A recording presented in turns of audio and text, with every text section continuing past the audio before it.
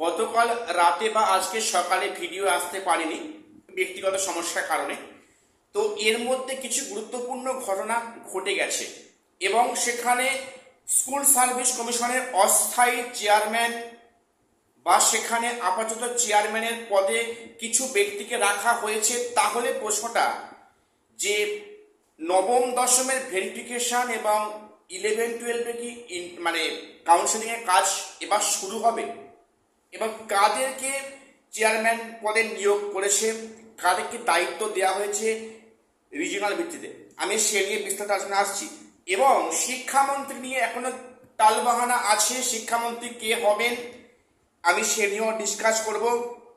Basically আমাদের সবার লক্ষ্যটা যে অনগোয়িং প্রসেসগুলো কবে থেকে শুরু হচ্ছে, এই ভিডিও একটা আভাস আমি তোমাদের দেব। ভিডিওটা স্কিপ করো না, সবটা দেখো, চ্যানেলটা সাবস্ক্রাইব করে দিও এসএসসি, পিএসসি এবং গ্রুপ সি, গ্রুপ ডি গুরুত্বপূর্ণ আপডেট পাওয়ার জন্য। একটা ইংলিশে কথা আছে যে something is better then nothing, something is better then nothing. তো বিষয়টা বলে রাখি যে এতদিন চেয়ারম্যান ছিলেন না, সেখানে একজন অস্থায়ী চেয়ারম্যান পদে দায়িত্ব পালন করছিলেন। তার পক্ষে এই সামান্য কয়েকদিনের মধ্যে এই সমস্ত প্রক্রিয়াগুলো শুরু করার মানে সম্ভব ছিল না, অসম্ভব ছিল।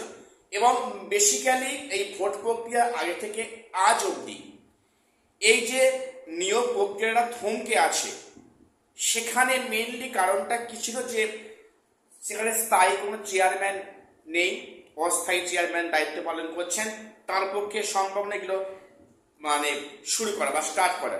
এবং সেখানে শিক্ষামন্ত্রী এখনো নিযুক্ত হননি বা নিয়োগ হয়নি। সেক্ষেত্রে একাধিক সমস্যার কারণে এই প্রক্রিয়াটা কি থমকে ছিল, আমি এ নিয়ে ভিডিও তোমাদের আগে করেছি।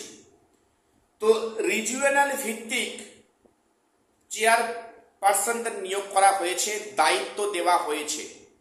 এটা স্কুল সার্ভিস কমিশনের চেয়ারম্যান নয়, স্কুল সার্ভিস কমিশনের যে সমস্ত রিজিওনাল অফিস রয়েছে, সেই রিজিওনাল অফিসগুলোর কিন্তু চেয়ারম্যানের দায়িত্ব দেওয়া হয়েছে সংশ্লিষ্ট অঞ্চলের যিনি ডিআই আছেন, ওই অঞ্চলের বা ওই ডিস্ট্রিক্টের যিনি আছেন ডিআই, উনি এই দায়িত্ব পালন করবেন।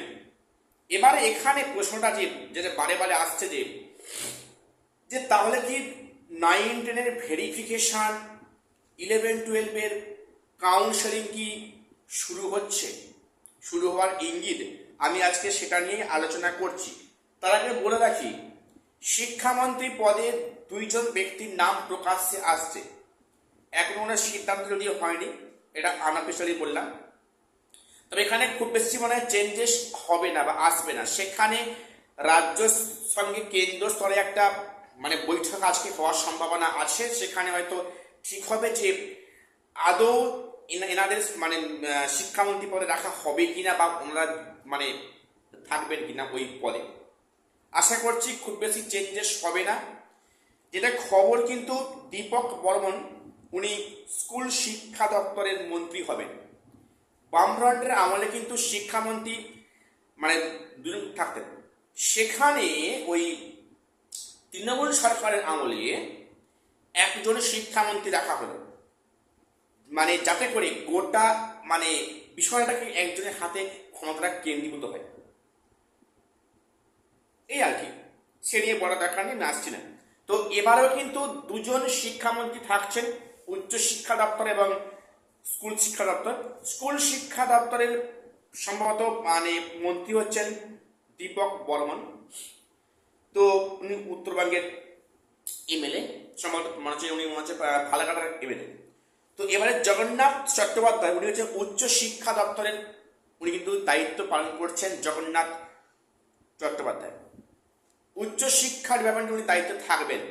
তাহলে আমাদের এসএসসি বা এসএলএসটি কোথায় থাকছেন, স্কুল শিক্ষা দপ্তরের যিনি মন্ত্রী দীপক বর্মন, সম্ভবত উনি নিচ্ছেন দায়িত্ব আগামীতে। তাহলে এবারে এই যে রিজিওনাল অফিসে দায়িত্ব দেওয়া হয়েছে সংশ্লিষ্ট ডিআইদেরকে, অ্যাকচুয়ালি বিষয়টা কি, ডিআইরা কি সেই দায়িত্ব পালন করবেন, এখন সেটা পরে বিষয়। এবারে যেহেতু 9-10-এর যে সমস্ত 3টে সাবজেক্টের এখনো ভেরিফিকেশন বাকি আছে, সেই সাবজেক্ট কিন্তু রিজিওনাল অফিসে হবে।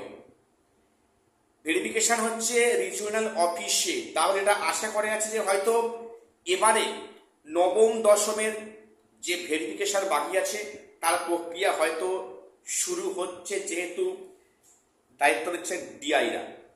রিজিওনাল অফিসে এটা হওয়ার কথা, কাজেই রিজিওনাল অফিসে কিন্তু এই 9-10-এর ভেরিফিকেশনের দায়িত্ব সম্ভবত এবারে কাজ শুরু হতে পারে। এবং আজকালের মধ্যে শিক্ষামন্ত্রী ঠিক হবেন এবং সেখানে চেয়ারম্যান পদে নিযুক্ত হবেন কোনো ব্যক্তি, সেখানে স্থায়ী চেয়ারম্যান এলে বাকি কিন্তু কাজগুলো শুরু হবে। যেটা সূত্রে খবর, এই প্রক্রিয়াগুলো থমকে আছে বেসিক্যালি এই কারণের জন্য। এবং আগামী কয়েকদিনের মধ্যে এই সমস্যা থাকবে না, তখন কিন্তু পুরনো ফর্মে এবং কিন্তু খুব স্পিডে কাজগুলো কিন্তু হবে। কাজেই এখানে যারা অ্যাসপিরেন্ট রয়েছে 2025 SLST এখনই আফসোসের কোনো দরকার নেই, ভালো কিন্তু খবর আসছে আগামীতে। তো এইবারে 9-10 যে 3টে বিষয় বাকি আছে, মানে ইংলিশ আর 2টো সায়েন্স বাকি আছে, সেক্ষেত্রে হয়তো 2-1 দিনের মধ্যে এই প্রক্রিয়াগুলোর জন্য বিজ্ঞপ্তি আসবে অফিসিয়ালি। তো রিজিওনাল অফিসে এগুলো করার ক্ষেত্রে কোনো বাধা থাকছে না, যেহেতু রিজিওনাল অফিসের দায়িত্ব পালন করছেন সংশ্লিষ্ট ডিআইরা। এখন দেখার বিষয় যে একাদশ দ্বাদশের কাউন্সেলিং এবং সেখানে 9-10 ইন্টারভিউ কাজগুলো কবে সেন্ট্রালিভাবে শুরু হয়।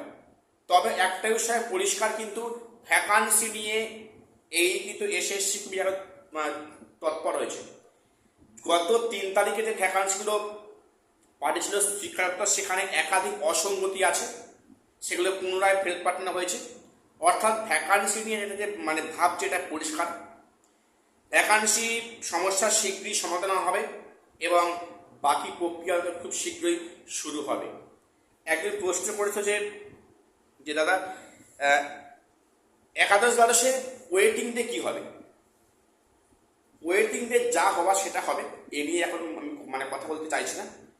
এখন সমস্ত সাবজেক্টের কাউন্সেলিং হয়ে যাবে, স্কুলে জয়েন করবে, তারপরে হয়তো সেখানে ওয়েটিং থেকে টাকা শুরু হবে। তবে হ্যাঁ, এটা পরিষ্কার কিন্তু এবারে ওয়েটিংয়ের সম্ভাবনা একটু বেশি। বিভিন্ন কারণে বলছি, এবারে কিন্তু ওয়েটিংদের সংখ্যাটা যেমন বেশি, কিন্তু এখান থেকে চাকরি পাওয়ার সম্ভাবনা খুব বেশি। কারণ আমরা দেখেছি কিন্তু সেখানে কাউন্সেলিংয়ে অনেকে বাদ গিয়েছে বা অনেকে অ্যাবসেন্ট আছে। বেসিক্যালি যেগুলো ছিল যে মাল্টিপল র্যাঙ্কিং করে অনেক কিন্তু ফাঁকা হয়েছে। কাজেই এবারে অনেকে ডাক পাচ্ছে, ওই কিন্তু এ বিষয়ে কোনো সন্দেহ নেই। আশা করা যাচ্ছে আগামী 3-4 দিনের মধ্যে এই কাজে একটা গতি অবশ্যই আসবে। এটুকুই আপডেট দেওয়ার ছিল। চ্যানেলটা সাবস্ক্রাইব করে দিও। দেখা হচ্ছে পরে।